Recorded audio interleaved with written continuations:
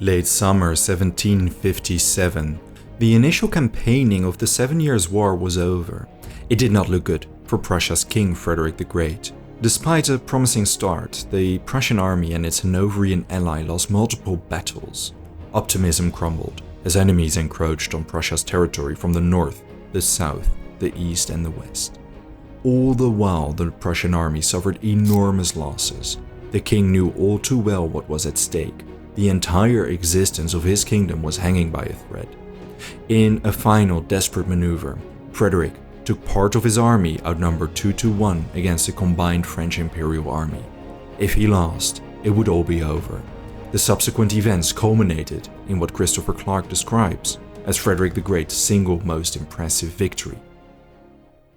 If you like the battle sequence and animations I create for these videos, consider checking out Jordi van de Poet's Learn Adobe After Effects CC for Beginners on Skillshare. This in-depth tutorial course is a great resource for learning animation fundamentals. I consider After Effects to have a rather steep learning curve, and having someone like Jordi take you by the hand and guide you through the difficult early stages is, in my opinion, invaluable. But even if you already have a grasp on After Effects or aren't interested in animating at all, Skillshare provides detailed courses about anything, from creating the perfect resume to a beginner's guide to painting the natural world or creative writing. The first 1,000 people to use the link in the description will receive a 1-month free trial of Skillshare Premium. That way you can decide if the platform is something for you. After the free trial, you will have access to an enormous wealth of information for just $10 a month. The late summer months of 1757 held nothing but bad news for the Prussians. In early September, Frederick learned of Field Marshal Hans von Lewald's defeat at Gross-Jägersdorf, the subsequent defeat at the Battle of Moys, and the death of his cherished friend, General von Winterfeld, crushed the king. Bevern retreated to Breslau, where the Silesian front stagnated until November. 3 days after Moys, Hanover and France concluded the Convention of Klosterzeven. It led to Hanover's withdrawal from the war.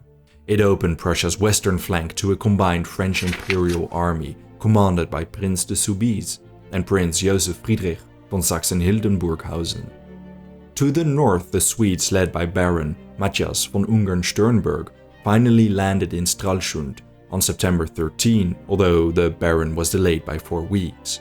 Their navy blockaded Stettin, not an ideal position for Prussia, but intelligence told Frederick the Swedes weren't eager to conduct an invasion of Prussia's heartland. Instead, they conducted sieges against Pomerania's strongholds, and that was it. The Reichsarmee, the imperial army, wasn't the leading cause for worry either. Comprised of soldiers from many imperial states, 231 political bodies, every house sent its commanders, challenging to work together and heavily decentralized, with the field marshal maintaining feeble control. The army's efficiency is still debated. On August 30, Frederick arrived at Dresden. Here, Keith maintained a force of some 25,000 soldiers who retreated from Bohemia. These were in poor shape, battered by the constant harassment by irregulars and the elements wearing them down. Frankly, Prussia's army was so weakened that Frederick resorted to deceptive measures to prevent an all-out invasion. For example, the names of Prussian regiments were changed when they moved quarters to confuse enemy spies and inflate their numbers. The next few weeks saw Frederick move around in Saxony, attempting to force a battle against the roaming Princes Soubise and Hildburghausen. During this, Frederick learned of Winterfeld's death. He wrote to his sister that he was so oppressed with grief that he would rather keep his sadness to himself. He was looking forward to dying sword in hand rather than suffering defeat, followed by the tyrannical rule of his enemies. Sorrow is a century, death is an instant. Already after Kolin, Frederick considered suicide. He now proposed a mutual suicide pact to his sister. Fortunately for him, she reminded him that a great genius like yours finds resources even when all is lost, and it is impossible for this frenzy to continue. His subordinates did not notice Frederick's depression and suicidal tendencies. Aside from the outpouring of letters to his sister, he resolutely conducted his campaign with steadfastness and calm. And fortune sometimes does work in mysterious ways. Around this time, Frederick learned of Apráxin's withdrawal from the Duchy of Prussia, despite the Russian victory at Gross-Jägersdorf. He immediately congratulated Lewald and ordered him to return to Pomerania to defend it against the Swedes. To a contemporary observer, this would not be enough to reinvigorate Prussia. To illustrate the threat the kingdom's existence hung by, on October 16, a 3,400-strong Austrian flying corps under General Hadik managed to raid Berlin. They faced barely any opposition. Clearly unable to hold the city, they demanded a hefty ransom before leaving the next day. This news was met by Frederick splitting up his army, dispatching Moritz to relieve the capital before moving in that direction. Keith maintained the western frontier, but due to the slow communication at the time, Frederick learned of Hadik's departure 3 days too late, so he turned his army around, returning to Torgau. Moving like this did not exactly improve the army's morale. The soldiers are greatly fatigued, as it has rained constantly since we left Dresden, and the roads are extremely bad. Many of the Saxons incorporated into the Prussian troops have deserted, but this is no real loss. Frederick still assessed Prussia's survival depended on him preventing the French Imperial and Austrian armies from linking up. From Leipzig, Keith reported the French Imperial army linked up nearby them at Mücheln. This was his chance. He rallied his army at Leipzig. Conducting any campaign with this army would be tough, even for the greatest of commanders. To illustrate, Moritz's army had just 5 days to march from Berlin, and Ferdinand's army just 3 from Magdeburg. However, sources reveal what is the most surprising and pleasing at the same time is the spirit the soldiers showed on this occasion. They had marched upwards of 25 English miles a day for 3 or 5 days successively, and at the moment they arrived, they desired to be led into battle against the enemy. Frederick could not pinpoint the exact location of the enemy, but prepared his army for an inevitable battle. On November 3rd, Frederick arrived at Weissenfels. A letter he wrote reveals, "The enemy is assembling troops opposite of me. From my window I can see all his cavalry. The enemy saw him as well." Frederick in person was at the riverbank watching with some frustration as the French burned the covered wooden bridge behind them. 2 enemy officers were watching the royal party from a concealed position on an island which lay within close musket shot range. One of the Frenchmen hastened back to report that it would be possible for a marksman to shoot down a Prussian senior officer, and that this dignitary was probably the king from the respect that was being shown to him. Crillon handed his loyal Brunet a glass of wine and sent him back to his post, remarking that he and his comrades had been put there to observe whether the bridge was burning properly, and not to kill a general who was making reconnaissance, let alone the sacred person of a king, which must always be held in reverence. False intelligence led Frederick to believe his enemy numbered 60,000, outnumbering his force nearly 3 to 1. This was exaggerated, but the fact Frederick continued to pry for battle just shows how desperate or how confident he was. In reality, the Prussians found themselves outnumbered around 2 to 1 by the combined French Imperial Army. The numbers of soldiers participating in the battle are relatively well documented. The Prussians commanded some 16,600 infantry in 20-some battalions, and 5,400 cavalry in between 32 and 45 squadrons, 22,000 men in total, with 79 pieces of artillery. The French Imperial Army commanded 33,770 infantry in 49 battalions and 7,340 cavalry in 40 squadrons, for a total of 41,110 men. They fielded 114 artillery pieces. Of those, 10,900 troops and 45 guns were from the Imperial Army.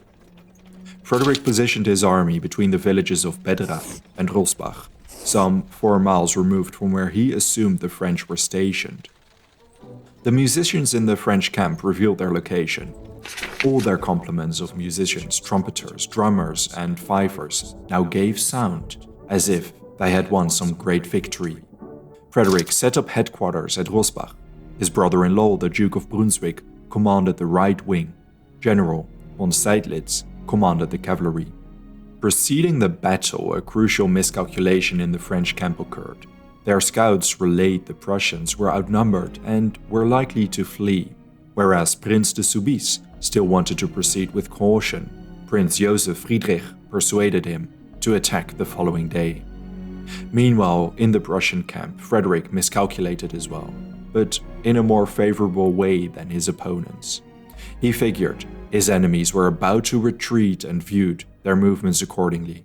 The following moment, the French Imperial Army moved to the south in 3 columns. They hoped to outflank the numerically inferior army on their left. The columns moved slow and sluggish, with the French cavalry far in advance. The Count of Saint-Germain and Ernst Gideon von Loudon protected the rear, positioned on the hills south of Mückeln. But this movement only strengthened Frederick's belief they were attempting to retreat. Only when the French turned to the east did he reconsider his assessment. Perhaps they were trying to flank his army. He rapidly switched gears, understanding the gravity of the situation if he allowed his enemies to complete their maneuver. Frederick redeployed his army with incredible speed. First, he dispatched his cavalry under General von Seydlitz. Then he ordered Prince Henry and Ferdinand to lead all his infantry from their positions to the southeast and take a position in front of Reikartswerben and Tagewerben. The cavalry moved to the east past the Janusberg before bending south. The long ridge masked their movements. During this move, the Prussian artillery hastened to deploy on top of the Janusberg. Seydlitz appeared in front of the Imperial cavalry, charging them head-on. Both parties clashed and savage combat ensued. During this charge, the Prussians didn't enjoy much momentum, and the French cavalry soon moved to aid their Imperial comrades. Then the artillery lit up the valley. A deafening bombardment followed, mauling several infantry units. With the arrival of the French cavalry, Seydlitz called in his reserves. These charged head-on against a body of cavalry. Savage close-quarter combat followed. This time, the Prussians enjoyed more success. Their enemy's cavalry began crumbling. They were pushed past Reikartswerben. Around this time, the Prussian infantry vanguard arrived at their destination. The acute angle they positioned themselves in formed the perfect trap for the advancing enemy. Already suffering heavy bombardments, they ran into an awful sight. Their cavalry was mauled to their south. In front of them, the Prussians trapped them. Upon their arrival, the Prussians launched an obliterating volley. Heavily demoralized, part of the infantry barely resisted. The volleys shredded the front lines. Some of the Imperial infantry dropped their weapons and ran. The French infantry launched a few scattered volleys, but the Prussians did not stop. Because of their formation in columns, the return fire was wildly ineffective. As the Prussians advanced, the infantry vanguard engaged in ferocious close combat, while large parts of the column deteriorated in an uncontrollable frenzy. It has to be said that Prince Joseph of Saxe-Hildburghausen, despite being wounded, personally led a bayonet charge, a futile attempt, but it evoked even Soubise's admiration. As the first fights erupted between infantry, Seydlitz completed the rout of the French Imperial cavalry. His horsemen were ideally positioned to the south of the infantry skirmish. He did not order his cavalry to launch a pursuit against the fleeing cavalry. Instead, he ordered the devastating charge into the right flank of the French infantry. As the French were being massacred, the total collapse of the column followed. Within minutes, the column cracked entirely and the infantry retreated towards Pettstadt. A French soldier participating in the battle later described the retreat. Everybody sank into a mob. It was not possible to prevent the flight. The Prussian infantry followed on our heels and fired without checking its advance or having a man drop out of rank or file. The artillery bombarded us without pause. It was only thanks to darkness arriving at 5 p.m. that the slaughter wasn't worse than it already was. In total, the Prussians lost no more than 550 men, of whom 170 were killed. 1 colonel and 7 officers were among the dead. 23 officers and 356 men were wounded. In contrast, the French Imperial Army lost over 10,000 men. Most of them were captured as prisoners. Of those casualties, the French lost some 6,600 men and the Rijksarmee lost 3,552. Among the prisoners were 8 to 11 French generals, depending on the source, 260 officers, and 6,000 soldiers. Among the spoils were 22 standards and colors. The majority of the casualties were French, although the Imperials certainly received a battering. In total, they lost 72 guns, 21 standards, and the bulk of their baggage. The victory was quick, to the degree that most Prussian infantry never even discharged their weapons. Christopher Clark remarks the Battle of Rossbach as Frederick the Great's single most impressive victory. It lasted only 90 minutes but decided the future of the Kingdom of Prussia. That night, Frederick wanted to lodge in the nearby castle of Burgwerben, only to find it was filled with injured French officers. So instead, he lodged in a servant's room in the village. Clark writes, "In France, the alliance with Austria and especially the abject defeat at Rossbach played disastrously with the home public, raising doubts about the competence of the Bourbon regime that would preserve until the revolutionary crisis of the 1780s. A letter by the French foreign minister, Cardinal de Bernis, observes, "More than ever before, our nation is outraged against the war. Our enemy, the King of Prussia, is loved to the point of distraction. But the court of Vienna is hated because it is seen as a bloodsucker of the state." One day after the battle, Frederick wrote to his sister, "That was a tame battle. I can go to my grave in peace because the reputation and honor of my people have been saved. We may still be overtaken by misfortune, but we will never be disgraced." Perhaps the battle indeed was tame to him, but it did change the fortune of his kingdom.